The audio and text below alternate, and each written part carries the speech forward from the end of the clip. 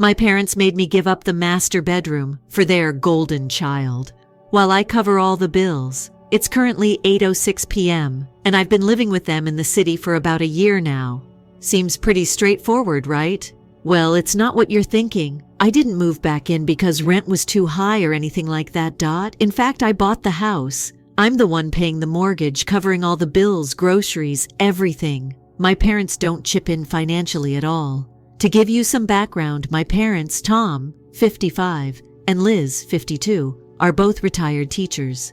They'd been living in the countryside for years, but after they retired, they decided to move to the city. They said they were bored with their quiet, rural life and wanted to be closer to more exciting things. Fair enough, I thought. I'm a software developer with a good salary, and moving to the city made sense for my career too. Plus, they'd done a lot for me when I was growing up, so I figured I'd help them out. You know, typical family stuff. So we moved into this nice 3-bedroom house downtown. Not a mansion by any means, but it's a comfortable place. Since I'm the one footing the bill, I made sure to claim the master bedroom. It's got a walk-in closet and a private bathroom, which, let's be real, is a must.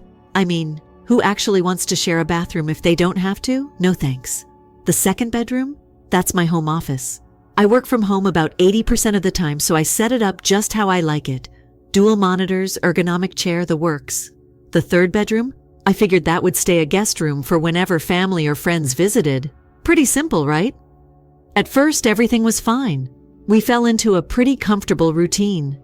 My parents were happy to be in the city, and while I worked and handled all the finances, they spent their days gardening, watching TV, and doing typical retired people stuff.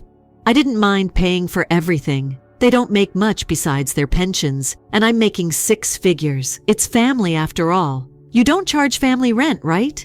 But then, the moment came. I still can't wrap my head around how fast it all changed. One morning at breakfast, my mom casually mentioned, like it was no big deal, "You know, your brother Jake and Emma are thinking about moving to the city. Things aren't going so well for them back in the old town." At first, I didn't think much of it. Jake, 28, and Emma, 26, are known for bouncing from one mess to the next. They weren't exactly thriving, but they weren't struggling either. And with Emma being pregnant, it added another layer to the situation. I thought, fine, maybe they'll move here and rent a small apartment or something. But no, my mom had other plans. A few days later, she sat me down and, in the same casual tone, said, "We've invited Jake and Emma to stay with us, just for a little while, until they get back on their feet." I should have seen it coming then, but I didn't. I just nodded along, thinking, okay, they'll stay for a bit, then move out once they've sorted things out. What I didn't realize was that this was only the beginning of the chaos. I wasn't really asked if I was okay with it. They'd already invited them, and then they told me. So a week later, Jake and Emma show up at the door with their bags in hand, looking like they're settling in for the long haul, while I'm still trying to process it all. And that's when things got real. Right off the bat, it was clear they weren't planning to leave anytime soon. I could already feel my stress levels rising because now I had 2 more mouths to feed, and I was still paying for everything. Groceries, utilities, the mortgage, you name it. No one even bothered to ask if I was okay with it. They moved in like it was the most natural thing in the world. Don't get me wrong, I love my brother, he's family after all. But Jake? He's not exactly Mr. Responsible. He always manages to get himself into tough situations and expects others to bail him out. Emma isn't much better. She's not a bad person, but there's something about her that rubs me the wrong way. This sense of entitlement. For instance, because she's pregnant, she expects everyone to treat her with extra care. And then, just a few days after moving in, Emma starts making these little comments. You know, the kind, harmless on the surface, but incredibly irritating underneath.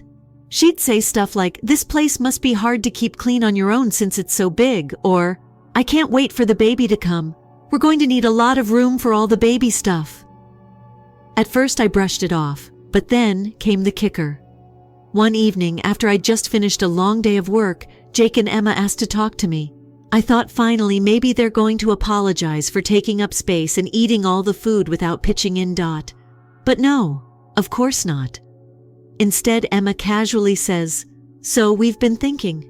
It'd make more sense for us to have the master bedroom." I just stared at her, thinking, is this actually happening? "We need more space," Jake chimed in, as if it was the most obvious thing in the world. "The baby's going to need a lot of stuff, and your room has the walk-in closet and the private bathroom. Now keep in mind, I pay for the entire mortgage. The house is in my name. I also pay for all the groceries, and I've been supporting the whole household without asking for anything in return." And here they were, asking me to give up my own bedroom. I was floored. I couldn't even respond right away. It was like the audacity just hit me all at once. Finally, I said, "Why don't you just take the spare room? It's plenty big and it's already set up for guests." Emma wasn't having it, but that room doesn't have a walk-in closet, and the baby's going to need space. I stared at them for a few seconds, trying to stay calm. "I'm not giving up my room," I said, keeping my voice as steady as I could. "You can have the spare room, or you can find somewhere else to stay." Jake looked a little shocked that I wasn't just caving in, but Emma, she looked downright offended, and that's when I realized this wasn't going to end well. Fine. So after that awkward conversation where Jake and Emma straight up asked me to give up my room, I thought that maybe they'd realize how ridiculous they sounded and back off. I mean, who in their right mind asks the person paying the mortgage, buying the groceries, and keeping the lights on to just give up their space like that? But no, of course that's not what happened. The next couple of days, I started noticing these little things. For one, Jake and Emma were suddenly really comfortable, like too comfortable. They'd spread their stuff out all over the living room, had their shoes kicked off near the couch, and Emma was already talking about where she was going to put all the baby stuff, like the house was theirs or something. I wasn't saying anything yet, but it was building up inside me, that feeling that something was about to go down. So one day I had to go into the office for a few hours. Normally I work from home, but sometimes I have meetings that I can't miss. Anyway, I get home around lunchtime to grab something to eat, and I notice something strange. As soon as I go in my stuff, my personal stuff is in the hallway. My clothing are in a pile on the floor. My computer monitor is just sitting there, unplugged, like someone was in the middle of moving it. My heart's already starting to race because I know what this means, but I wanted to see it for myself. I walk to my room and sure enough, there's Emma standing in the center of it, packing up the last of my things. She doesn't even look surprised when I go in. She just glances across at me like, "Well, hey, I was just finishing up." It was unbelievable to me. "How on earth are you doing this?" I blurt out, perhaps louder than I meant to. She had the guts to seem all calm and collected, like this was no big thing. "Your mom said we could start moving our stuff in here. The baby's coming soon and we need the space," she remarked, like it was the most regular thing in the world. I could feel my blood boiling. My mom, who doesn't pay a single cent toward the mortgage, thought it was okay to just hand over my room to Jake and Emma without even talking to me. I was not going to overlook this. I responded, "No," and entered the room. "Are you not relocating to my room? I've already instructed you to use the guest room." Emma took offense at that. She gave me this look as if I was the one being unreasonable and crossed her arms. "There is no closet in the guest room, and it is too small for the infant.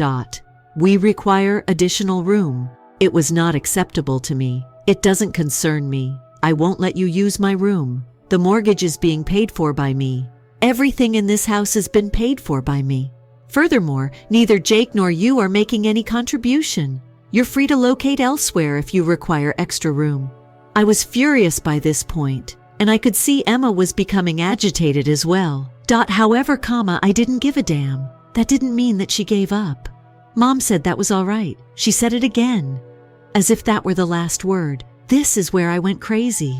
I stormed back out of the room, picked up my phone, and gave my mother a call. She wasn't even home at the time, by the way. I didn't even let her say hello when she answered. "Did you let Jake and Emma move into my room, Mom?"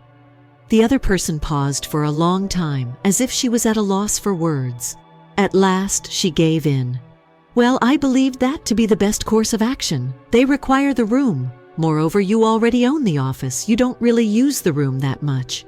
I was hearing things that I couldn't believe. Right now. "Are you serious?" I lost my temper. "The mortgage is paid by me. I cover every grocery bill. I settle the bills. And you believe that Emma and Jake can just move into my room? My mother made an effort to reassure me that we are all family and that it wasn't a huge concern. However, I had had enough of listening. I refused to provide my room to them, and they will have to find another somewhere to stay if they don't transfer their belongings out. Emma must have heard me by now because she stormed out of the room, her expression fierce. Are you really going to abandon us while the baby is still on the way? At that point, Jake entered. He must have heard the disturbance outside since he arrived looking very irate as well. What is happening? He made a demand.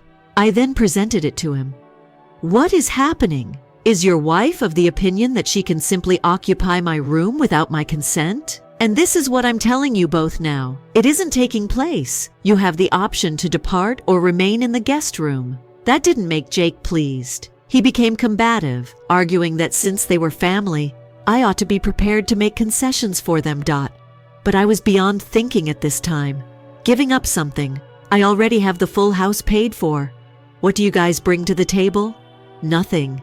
And now you expect to just show up and take control?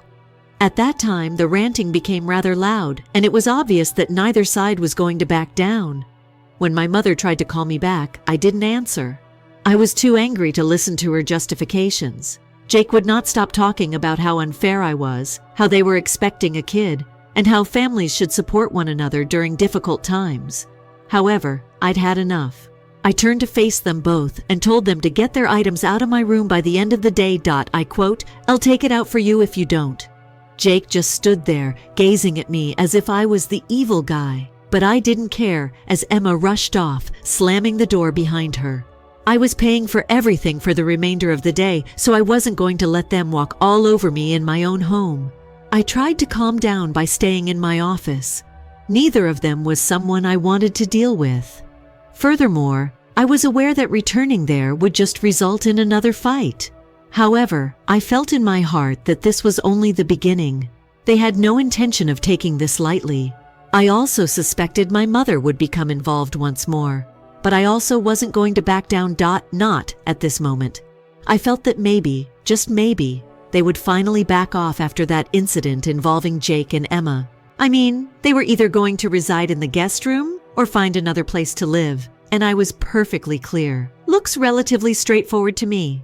Naturally, though, things did not go as planned.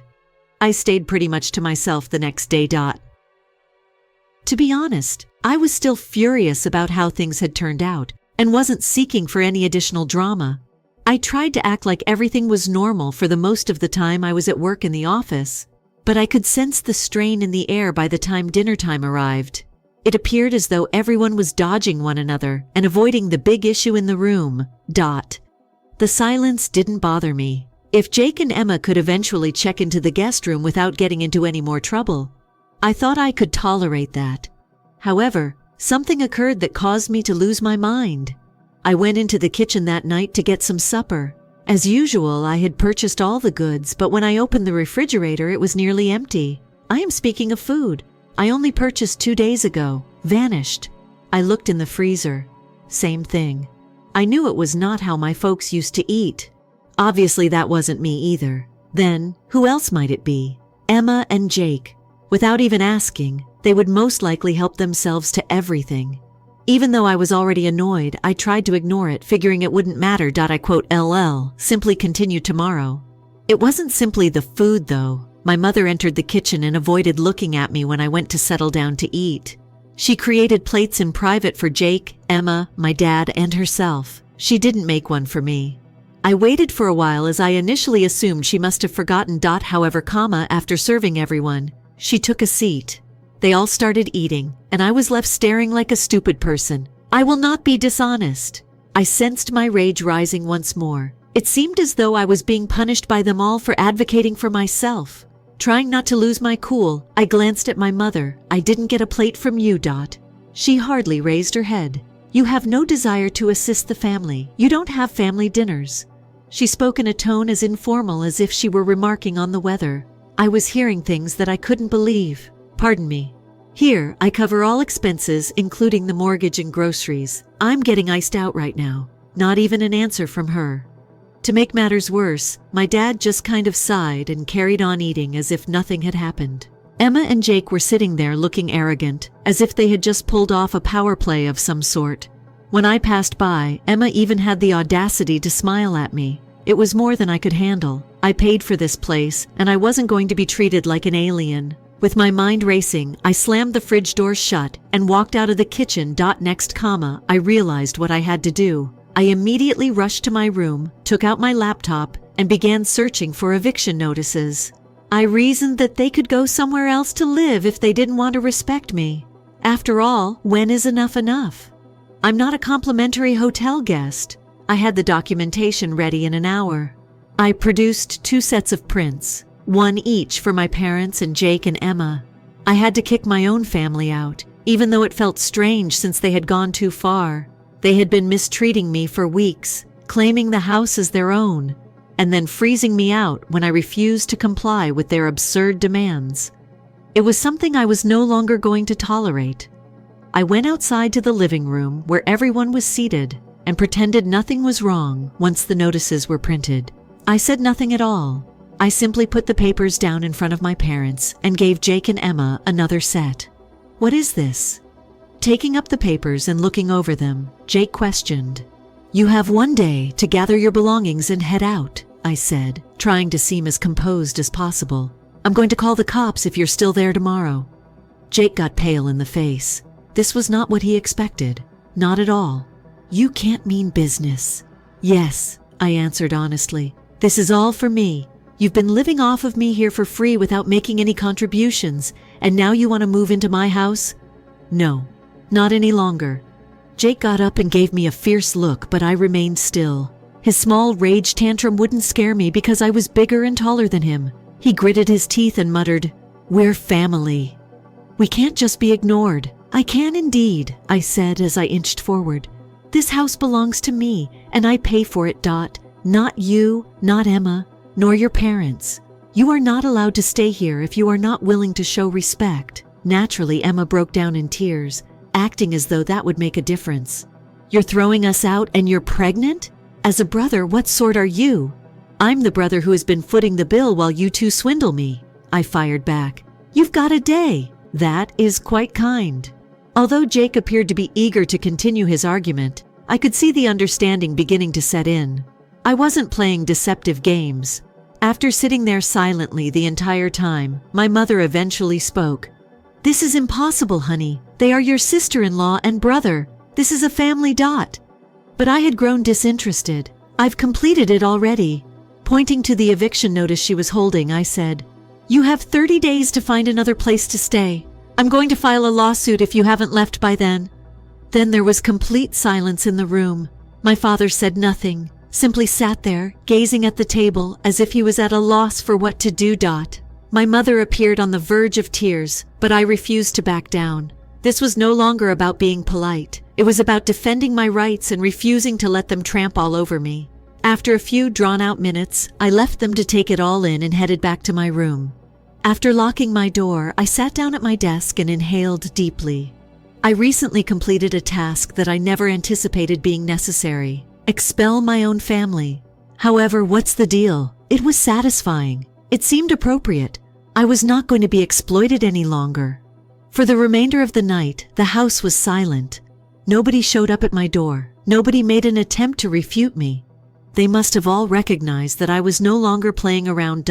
Should they not have revered me? They were not worthy of living here. That night I had the best sleep I had in weeks. First patch.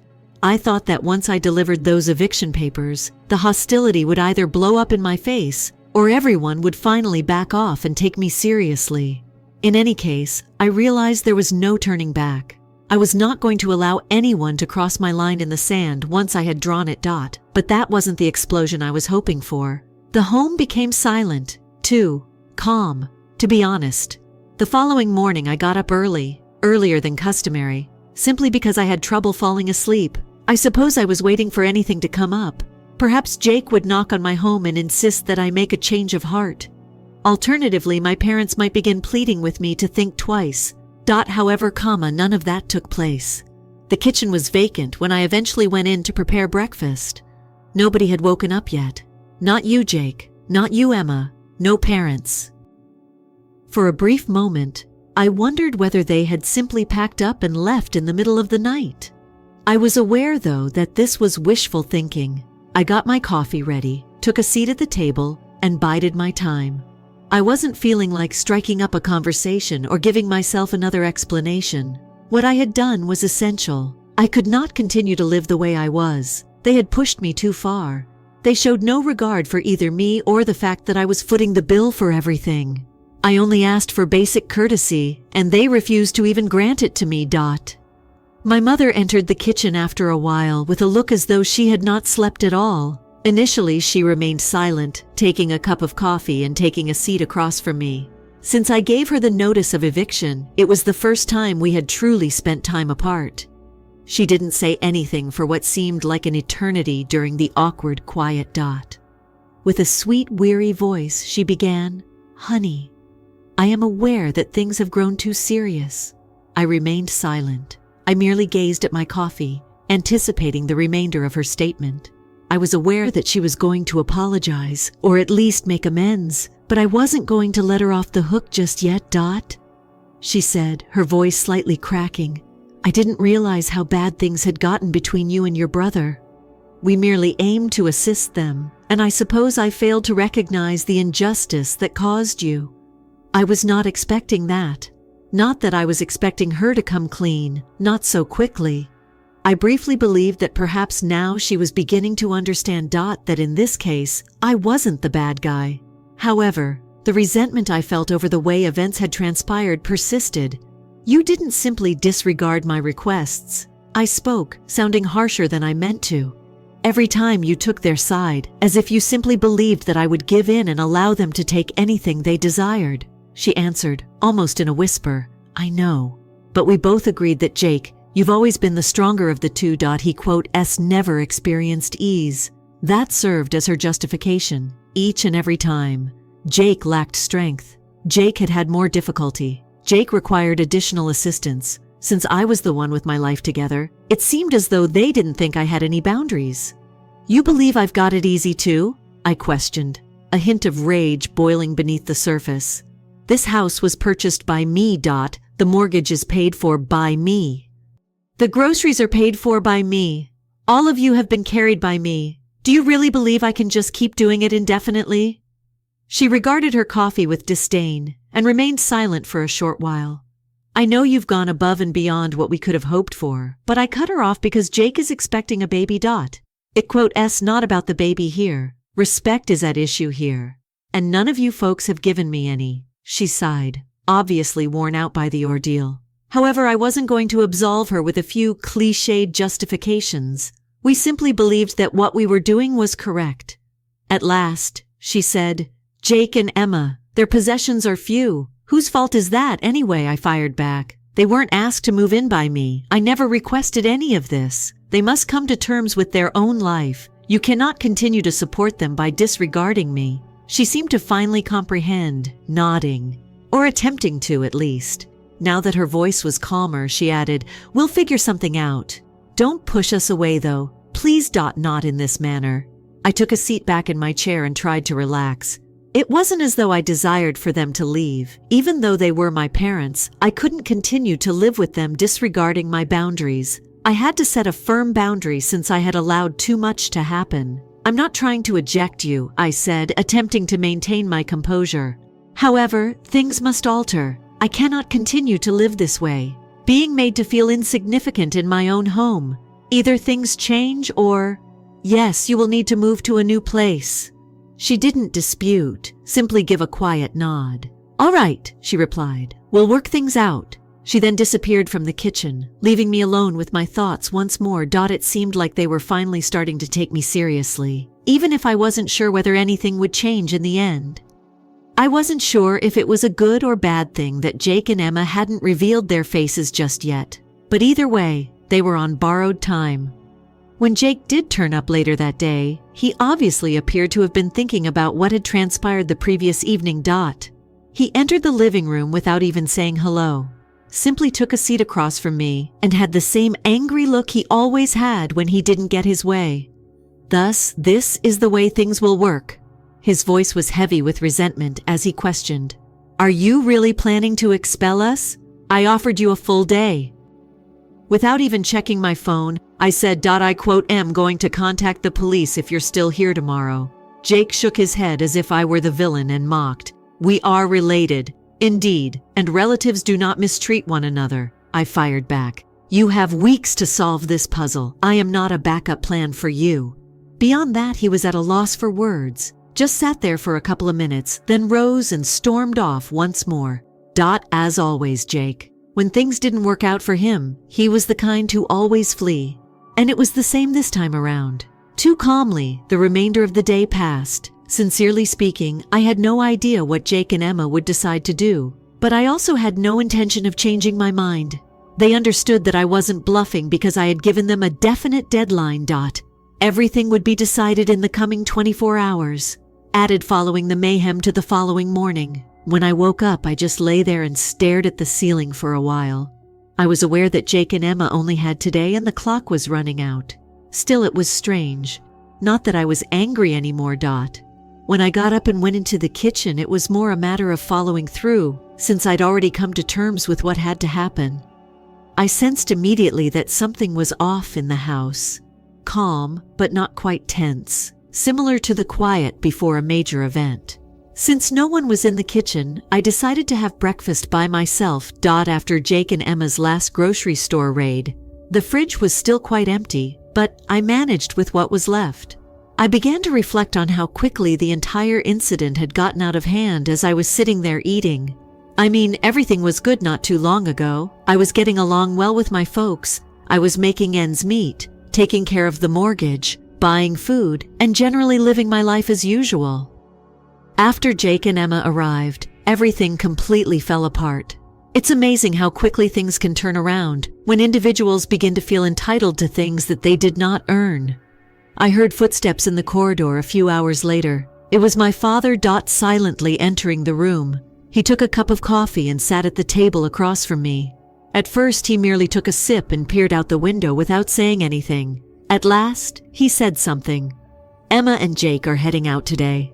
I took some time to reply. It was unclear to me whether he was informing me because they had made the decision to depart on their own, or if he was only bringing up the deadline. In either case.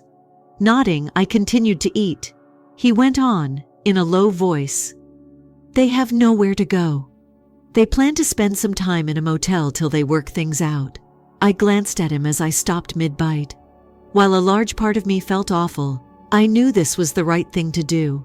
I've been too kind for too long, and they would just keep taking advantage of me if I didn't set my foot down right away.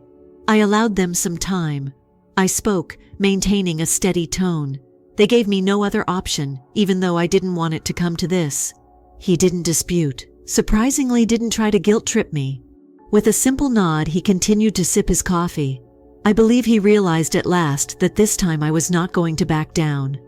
Following all that transpired, there was no turning back the clock. Jake and Emma got to work packing at midday. For the most part, I stayed in my room since I didn't want to witness or participate in any more arguments or passive-aggressive remarks. But eventually, I could hear Jake's voice from down the corridor becoming louder.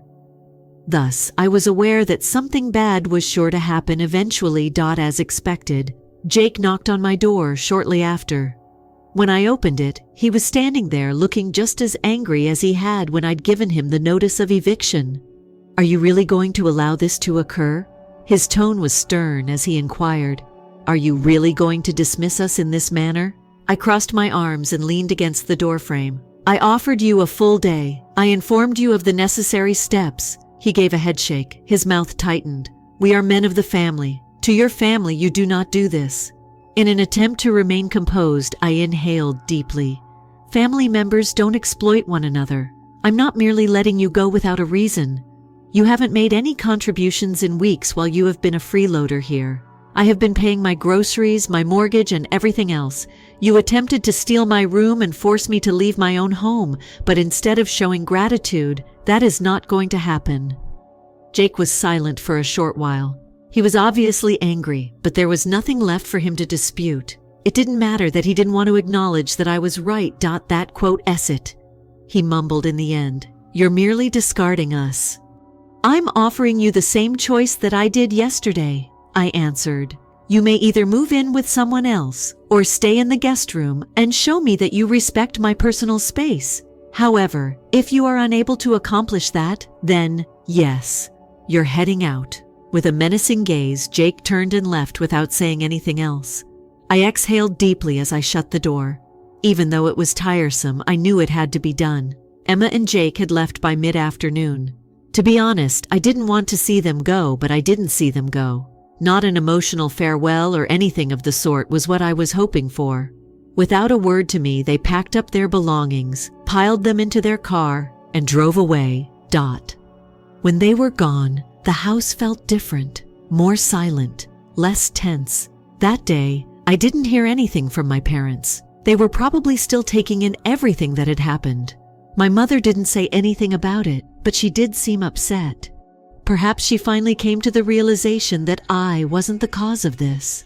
I was pushed too far by Jake and Emma, and this was the outcome. My mother came to knock on my door that evening. She entered, took a seat on my bed's edge, and spent some time staring at the ground. She was obviously searching for the proper words. "They have vanished." With a sweet voice she spoke. With a silent nod, I said nothing. She said, "I never thought it would get to this point. I had no idea we were placing so much strain on you." I felt a little less frustrated as I stared at her. I clarified that it's not that I didn't want to assist. However, you folks acted as like I didn't exist, as if my requirements in my own space didn't matter. With a sigh, she nodded. "You're accurate. We ought to have noticed it earlier." We spent a few minutes sitting in silence. She was obviously irritated, but at least now she was beginning to see things my way. "I do not want you to go with Dad." Breaking the stillness, I said, "But I can't continue to live this way if things don't improve." She gave another nod, then got up gradually. She said, "We'll figure it out. I assure you that things will be different."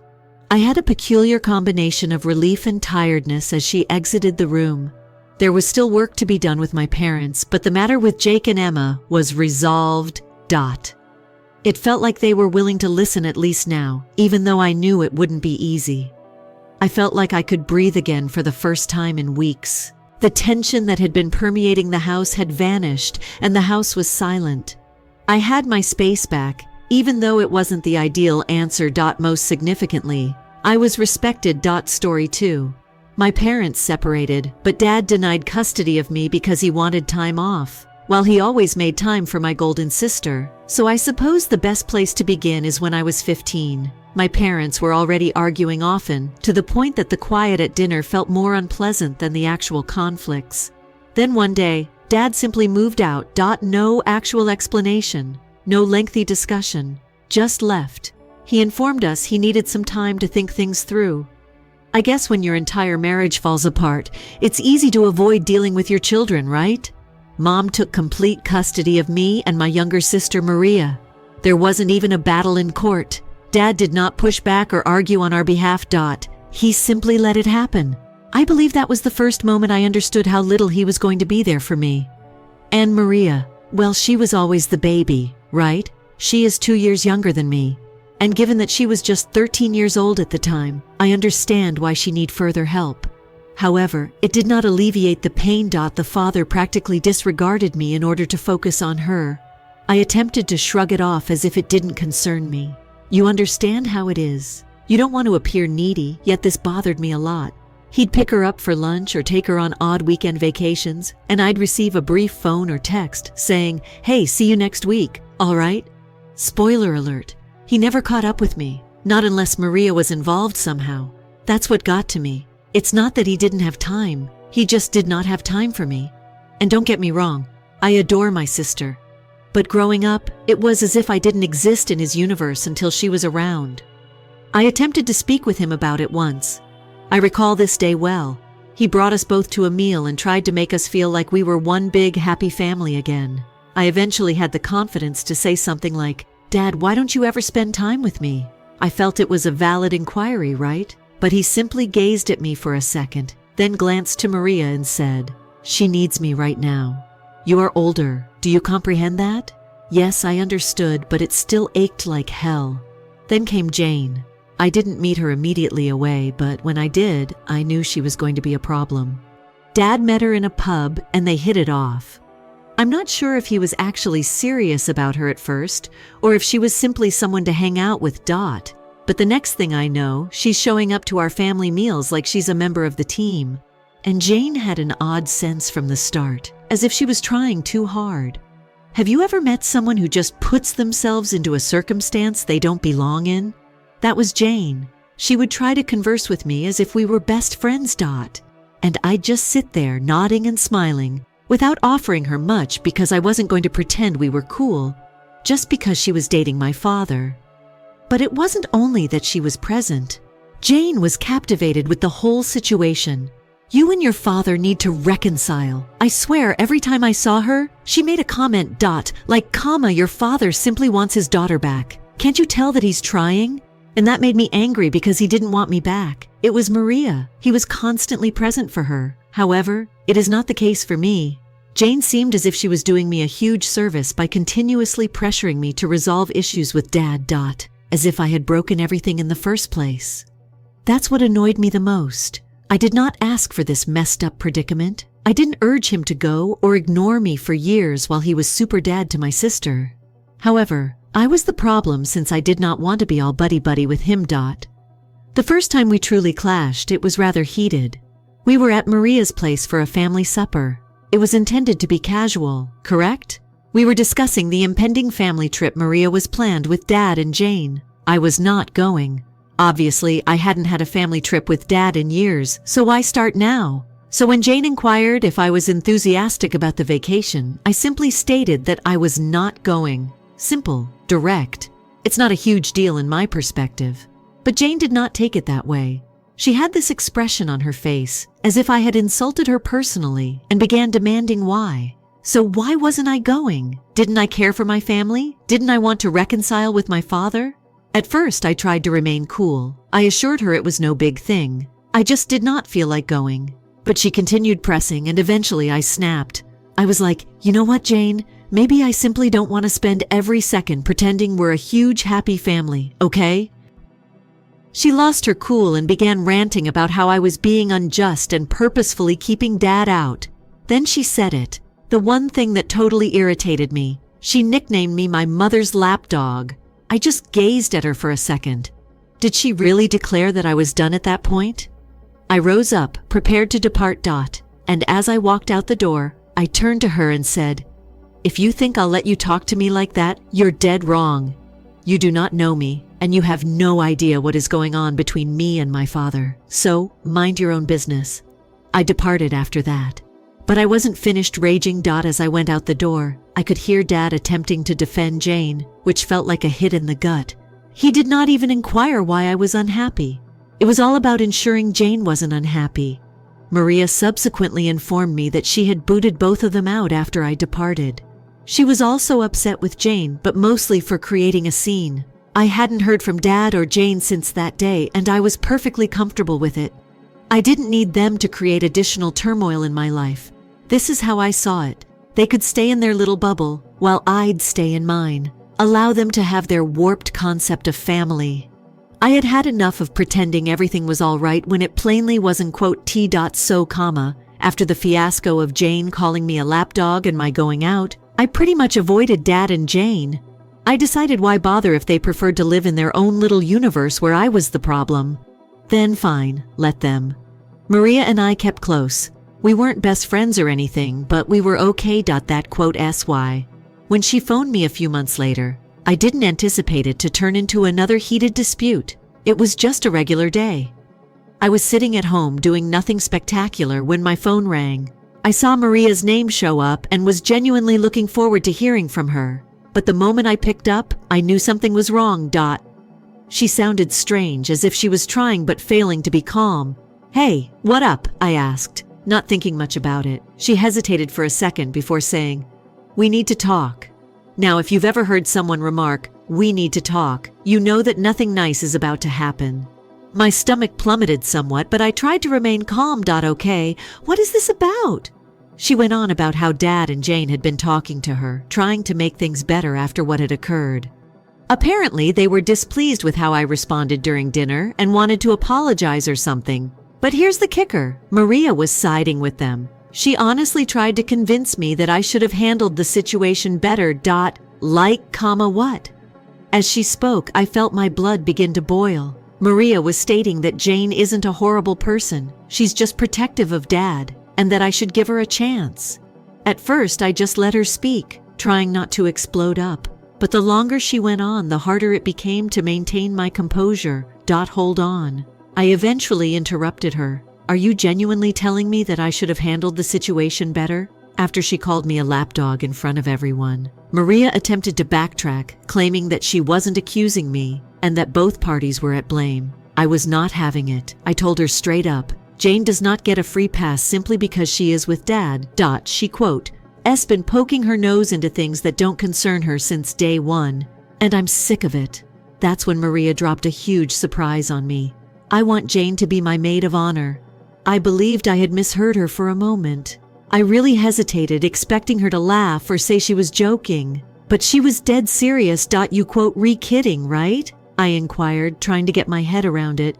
You are asking Jane to be your maid of honor, the woman who has only caused problems. Maria began talking about how Jane had been very supportive of her wedding plans and how she thought they had become close over the last year. I couldn't believe what I heard. I knew Jane had sneaked her way into our life, but I had no idea she had become this close to Maria. I couldn't help feeling like I was being replaced. Here I was, her elder sister, the one who had stood by her through thick and thin, and now she's decided on Jane. The woman who had only known her for 2 years was there to support her on her special day. It was a blow in the face. Maria. Come on, I said, trying to remain cool. You've known Jane for what, 2 years? And you're placing her above me, your own sister? She attempted to rationalize it, claiming that it was not about selecting sides or anything, but that she just felt closer to Jane now. I could feel my patience slipping away. I told her, look, I'm thrilled for you and your wedding, but don't expect me to stand next to Jane at the altar and pretend everything is perfect. I'm not a member of the wedding party, if she is in it. Maria was silent for a minute, and I could hear her sniffling on the other end of the telephone. She began weeping, which didn't surprise me. When things didn't go her way, she had a habit of bursting into tears. I sincerely want you to be a part of my special day, she sobbed. You are my sister. I need you there. I softened a little since, well, it was her wedding. I wasn't trying to ruin her day, but I wasn't going to let Jane walk all over me again. I'll still be attending the wedding. I said, hoping to find some middle ground. I would not miss it, but I'm not going to be James's bridesmaid or maid of honor. That's exactly how it will be. Maria implored me to reconsider. She kept expressing how much it would mean to her if I simply let go. But I held my ground. I love you, Maria, but I will not put myself in that situation again. Jane and I do not get along, and I am not going to pretend that we do, just for the sake of looks. She eventually stated she understood, but it was clear she was still furious. She started sniffling and groaning as if I had broken her entire wedding dream or something. It was not an easy talk, but I felt compelled to be honest. I was not going to give up my personal limits merely to make everyone else happy. After we hung up, I sat there for a long, reflecting on how things had gotten so fouled up. I never anticipated things to go this way. When Dad initially departed, I hoped that we'd be able to work things out in the future. But then Jane showed there, and things went downhill. It's as if she worked her way into Maria's life, and suddenly, I was the one left out. Maria texted me a few days later, saying she had considered everything and chose to have Jane as her maid of honor. She thanked me for being understanding and stated that she was looking forward to having me at the wedding, even if I wasn't a bridesmaid. I didn't react immediately away since I really didn't know what to say. Part of me felt like I was losing my sister to Jane, which stung much more than I imagined. But in the end, I adhered to my convictions. I wasn't going to allow Jane or Dad shame me into doing anything I wasn't comfortable with. If they want to play happy family without me, that's okay. I would be present for Maria on her wedding day, but that is it. I was not going to fake a grin or pretend that everything was fine. This is not for them or anybody else. So after that debacle with Maria and her hole, Jane is my maid of honor. I expected things would calm down for a while. I wasn't going to track anyone down to preserve the peace. To be honest, all I cared about was not allowing the problem to consume my life. But, just when I felt I had some breathing room, Dad decided to get involved again. It began with a message from him. When I saw his name on my phone, I knew it wasn't going to be a good chat. We hadn't spoken since the fight at Maria's, and I assumed he'd taken Jane's side as always. But this time it wasn't all about that. No, this time Dad was on a mission to guilt trip me. The message read something like this. "Hello, we need to chat. Maria's wedding is becoming increasingly chaotic. You're hurting her by not being involved. You must apologize to Jane, and we can all go ahead." I gazed at my phone for almost a minute, trying to grasp this guy's nerve. Apologize to Jane. For what purpose exactly? For sticking up for myself when she dubbed me a lapdog? For not going out of my way to make her feel at ease after she treated me so badly? Yeah. No thanks. So I sent back a simple response. "I am not sorry to Jane. I'll attend the wedding, but that's it. Let it go, Dad." Of course, it didn't sit well with him. He texted me a lengthy diatribe about how I was being tough and that the entire scenario was juvenile. He even had the audacity to claim I was spoiling Maria's special day. Because, it seemed that the only way for Maria to have a nice wedding was for me to pretend Jane was not an issue. Now here's the thing with Dad. When he has an idea, he can't stop thinking about it. So over the following few days, he kept messaging me, the same crap every time. I needed to remedy this, and I was making things worse. Blah, blah, blah. Honestly, it was exhausting. And the worst part, I realized it wasn't just him. I could almost hear Jane in the background encouraging him to keep pushing me. After approximately a week of constant texting, I decided to contact him and let it all out. I couldn't take the frequent texts anymore. And I felt if I actually spoke to him, he'd back off a little. Spoiler, he didn't. He dove right in as soon as he picked it up. "Why are you so obstinate about this? Jane is attempting to make things right, and you are simply shutting her down. Maria is angry, and you are making things tougher for her." I took a deep breath and tried to remain cool. "Dad, I am not the one who began this. Jane insulted me in front of everybody. And you didn't say anything. You simply let it happen. Please excuse me if I don't feel like playing nice with her right now." He did not get it. Perhaps he didn't want to acquire it. He continued saying Jane was simply protecting him and trying to assist. It was like speaking to a stone wall. No matter how many times I explained my side, he didn't care. To him, I was the one making everything tough. Then he dropped the real kicker. "If you don't apologize to Jane, don't expect to have a relationship after the wedding." I laughed out loud when he said that. "Do you think threatening to cut me off will make me apologize? Good luck with it." That's when things became pretty hot. We went back and forth for what seemed like eternity. He's throwing guilt trips at me, and I'm keeping my position. He continued telling me that I was causing problems for the family and that I needed to mature. But really, I didn't care anymore. I was not about to allow him or Jane shame me into doing something wrong. I finally had enough. "You know what, Dad? If you choose Jane above your own daughter, it is your decision, but don't expect me to simply roll over and let her walk all over me. I am done with this conversation." I hung up before he could say anything further. My hands shook, and I felt as if my entire body was on fire. I was angry. Yes, but more importantly, I was hurt. My own father was eager to cut me off because I refused to apologize to his girlfriend, a girlfriend who has done nothing except cause trouble since she arrived. After that call, I determined I was done trying to work things out with Dad. What was the point? He had clearly said that Jane was more important to him than I was.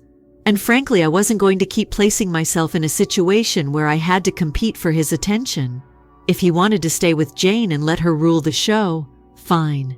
But I wasn't going to take part in it. A few days later, Maria called me back. This time, she didn't cry or plead. She was upset. "Why are you making things so difficult?" she demanded the moment I answered the phone. I blinked, taken completely off guard. "Excuse me, Dad has been telling me about your talk. He said you refused to apologize to Jane, and now everything is a disaster. Why don't you just let it go? It's not such a huge deal. I couldn't believe what I heard. Maria Jane called me a lapdog in front of you, in front of everybody. How is this not a major deal?" she apologized. Maria shot back, "And you're the one who's clinging on to it. This is my wedding, and all I ask is that you get along with her for one day." Cannot you do it for me? I wanted to shout. Everyone seemed to have forgotten what had happened. It's not all about the wedding, Maria. This is about my father neglecting me for years and Jane interfering in matters that do not concern her. I am not going to pretend everything is okay simply because it is your special day. She gave a disgruntled sigh. You're being really selfish, Dot. This isn't all about you, you know. I'm trying to make everyone happy, but you're making it difficult. I could not handle it anymore. I had reached my limit. You know what, Maria? If that's how you feel, maybe I shouldn't attend the wedding at all. There was quiet on the other end of the telephone. I could just hear her deciding what to say. Finally, she spoke, and her tone was chilly. Okay, if that's what you want. I did not react. I simply hung up and glanced at my phone. I feel absolutely tired. Everything had blown up in my face, and now I felt as if I was losing my entire family over something that should never have been an issue in the beginning. After that phone chat with Maria, everything went south. I figured she'd calm down after a few days and we could talk things out, but it was radio quiet from her end. I wasn't going to track her down. If she required time to calm down, fine, I needed time. But I didn't anticipate Dad to make the next step. Out of nowhere, I received this formal-looking letter in the mail. Who sends letters anymore, right? I assumed it was junk mail or something, but as I opened it, I noticed my father's name at the bottom. And that's when I understood it wasn't just a casual thing. Dad was serious. The letter simply stated that if I didn't attend the wedding and make peace with Jane, I would be formally uninvited. Yes, you heard that correctly. I was officially uninvited to my own sister's wedding, as if it were a corporate function and I had failed the dress code or something. To be honest, it did not seem like it was coming from him. Everything was worded as if it had been authored by a lawyer. I could feel Jane's fingerprints all over it. I sat there gazing at the ridiculous letter, and all I could think was, are you serious now? I mean, it wasn't even about the wedding yet. It was the fact that Dad believed he could just push me about with this formal nonsense, as if it were an ultimatum. I either suck it up and apologize or I don't show up at all. So I did what any reasonable person would do. I phoned him. I wasn't going to let this go without saying anything. He picked up after a few rings, and I didn't give him a chance to begin. What the hell is this? I snapped, clutching the letter in my fingers despite his inability to see it. Dad did not skip a beat. If you want to be a part of this family, you must go through this. You can't keep carrying this resentment, and if you're not going to apologize, don't come. I couldn't believe what I heard. You're actually telling me I can't attend my own sister's wedding until I apologize to your girlfriend? Do you hear yourself? She's not just my girlfriend, he continued, sounding much too calm for how enraged I was. She is now part of this family. And if you can't accept it, it's your fault, not hers. I was so upset that I couldn't think clearly. This is not about accepting her, Father. This is about the way she treated me. You are acting as if it is nothing. But she called me a lapdog and you simply sat there and let it to happen. He remarked, you're overreacting as if it's no big deal. Jane has been nothing but supportive of Maria, and you are the only one who appears to have a problem with her. I couldn't help it. I laughed, but not in a humorous way. It was a harsh, unbelieving chuckle. Of course, I am the problem, correct? It's always been me. Never mind that she treated me disrespectfully in front of everyone. Never mind that you never stood up for me once. Nope, it's entirely on me. You are exaggerating this situation, he insisted, his voice becoming increasingly irritated. This is not only about you, it is about the family. Maria's wedding is meant to be a joyous occasion, and you are the one making it tough. That was it. I was finished. You know what, Dad? If you want to throw your weight behind Jane and pretend I'm the bad guy, fine, but don't expect me to simply roll over and apologize for something that was not my fault. And don't even attempt to shame me into believing I'm ruining Maria's day. That is on you, not me. I hung up before he could say anything else. My hands were shaking again, as they had been after the previous call. I could not believe how far this had progressed. How did we get here? How did we go from Dad leaving my life to him preferring Jane over me, all over some ridiculous wedding drama? I tried to keep myself occupied for the following few days, but I couldn't stop thinking about everything. Maria hadn't responded since our last discussion, and part of me wondered whether she cared that I wasn't going to be present. It seemed as if my entire family had disappeared. I felt like an outsider, peering in on a life I used to be a part of, but was no longer welcome to. Then, just when I thought I'd heard the last of it, I received another message. This time it came from Maria. I was almost afraid to open it, to be honest. I had no idea what she was about to say, but I had a feeling it wouldn't be pleasant. The message was, indeed, brief and uninformative. If you aren't going to apologize, don't bother attending the wedding. This will make things easy for everyone. I glanced at my phone, unsure how to answer. It's easier for everyone. What about me? Was I meant to depart from their lives simply because I didn't want to play nice with Jane? It was as if everyone had determined that I was the issue, and there was only one way to remedy it: shut me out totally. Part of me wanted to fight back, to show up at the wedding and cause a commotion. But deep down, I knew it was not worth it. They'd made their choice. Dad had made his decision, and as much as it hurt, I was not going to plead to join a family that didn't want me. So I did not react. I did not text Maria back. I did not call Dad. I just let go, or at least I tried. But you can't just switch off. Years of anguish and betrayal. It stays with you even if you don't want it to. As the days passed, I kept thinking about what I could have said, all the things I should have mentioned. But ultimately, what difference would it have made? They had already made their decision, and I was just a loose end they didn't want to deal with any longer. It quote, "See's interesting how you grow up believing your family is meant to have your back no matter what. But then something like this happens and you realize blood isn't what you thought it was." I was tired of attempting to restore something that was irreparably damaged. If Dad and Maria desired Jane in their life, they could have her, but they weren't going to accept me. Not anymore. The wedding day came and went. Yeah, I did not go. I didn't expect any warm invitations or last-minute apologies, and I certainly wasn't anticipating any. "Are you certain you are not coming?" Texts from Dad or Maria? The stillness served as proof that they were comfortable with my absence. It hurt, though. I will not lie.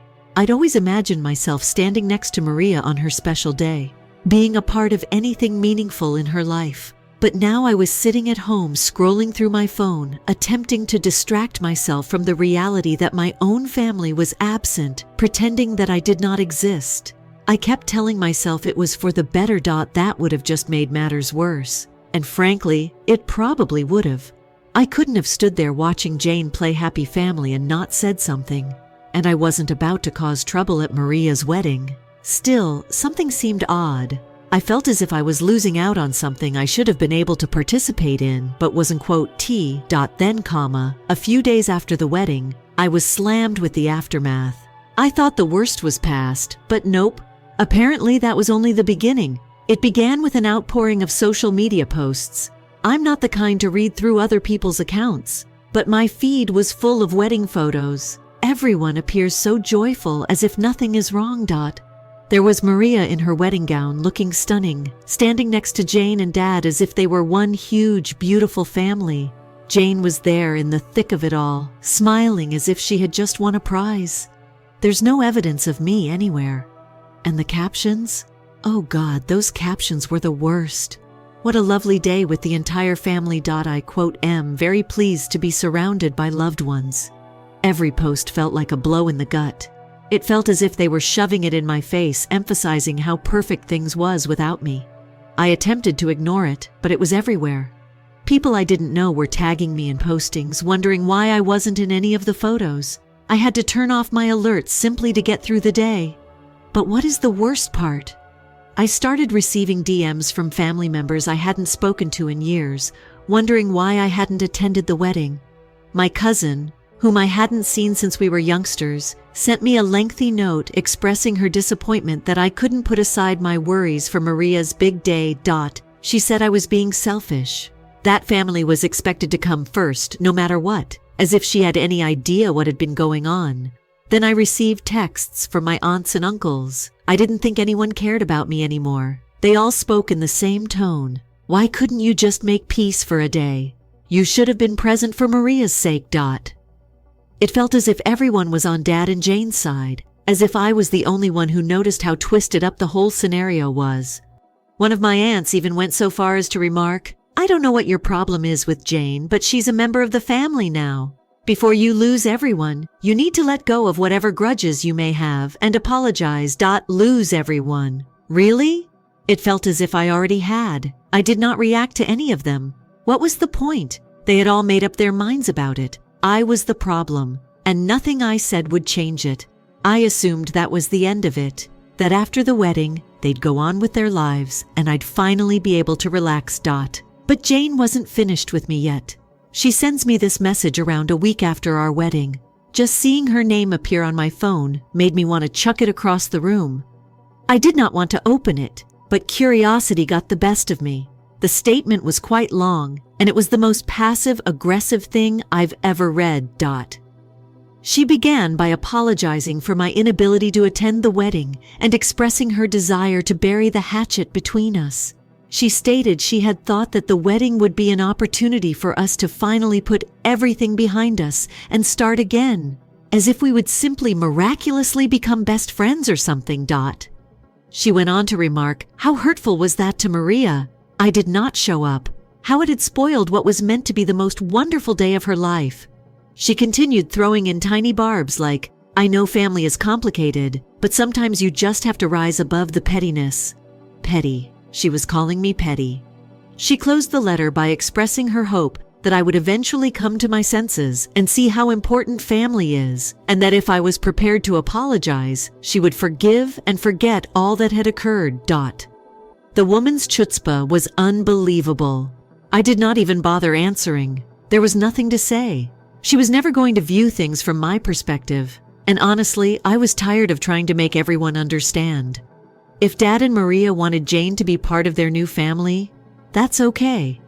But I was not going to apologize for sticking up for myself. In the weeks that followed, I broke off touch with almost everyone. I stopped texting and browsing social media. It was easier that way. I wasn't going to keep putting myself in harm's way only to get trampled on repeatedly. It's strange, though. You've spent your entire life believing that family members should always have your back. However, they may also be the ones that cause you the greatest pain. Finally, I learned that just because someone has blood does not imply they are worth holding on to. So, okay, I didn't attend the wedding. Perhaps it makes me the evil man in their eyes, but at least I know I did what was best for me. And if they don't accept it, that's their issue, not mine.